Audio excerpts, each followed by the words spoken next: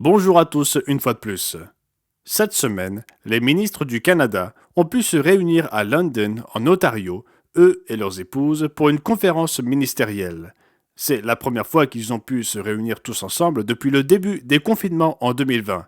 C'était donc très réjouissant pour eux de pouvoir être là. Beaucoup d'entre eux ont vu les nouveaux bureaux pour la première fois. M. Douglas Wannell et moi-même y avons participé en ligne. Nous avions espéré nous rendre sur place pour participer en personne à l'événement, mais nous avons dû nous contenter d'être en ligne en raison des restrictions liées au passage de la frontière. Au total, 40 personnes étaient présentes. Il s'agissait de ministres et de leurs épouses, et 9 d'entre nous étaient en ligne.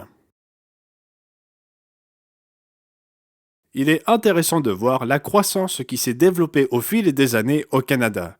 Lorsque je me suis installé là-bas pour la première fois, nous avions environ une assistance de 352 personnes.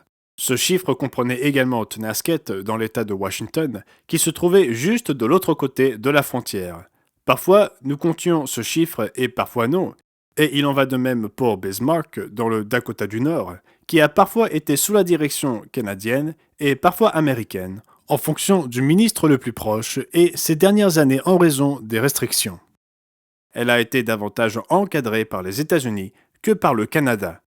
Nous avons aujourd'hui une participation moyenne d'environ 878 participants.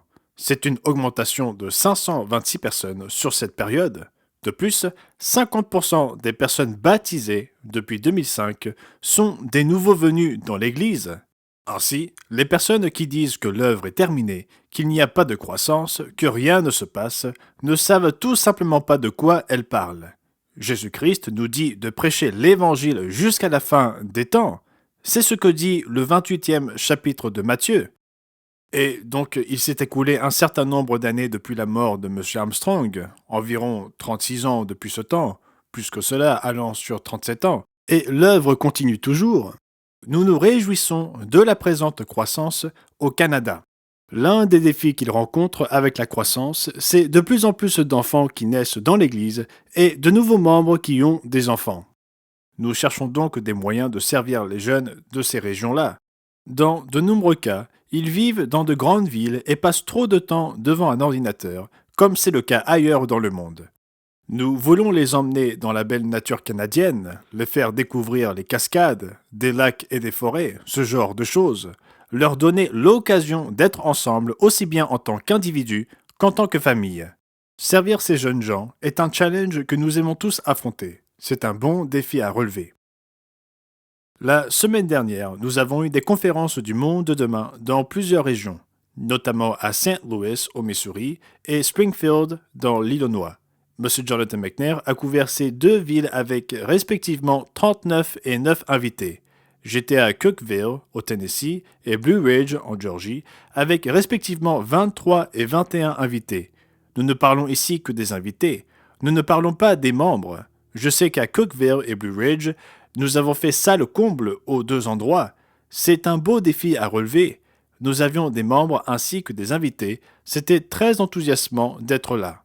En Australie, en Nouvelle-Galles du Sud, à Newcastle, M. Graham Hemphill a redonné une conférence et il y avait 6 invités en plus des membres. La semaine prochaine, nous avons une présentation à Terre-Neuve, à Saint John. Elle sera donnée par M. Winston Goss.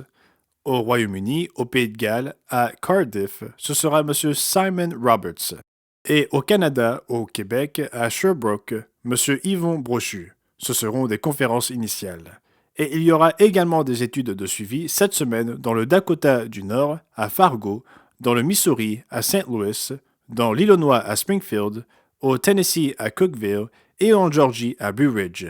Priez pour ces régions, que tout se passe bien et que Dieu ramène beaucoup de ceux qui ont assisté à la première conférence. Nous savons qu'ils seront beaucoup moins nombreux, mais nous espérons néanmoins que beaucoup reviendront.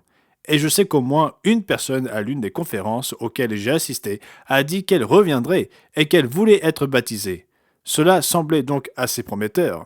Mais seul le temps nous dira combien de personnes reviendront. Mais dans l'ensemble, nous en voyons quelques-unes à chacune de ces conférences. Certaines ne sont pas si nombreuses, mais d'autres commencent à se manifester.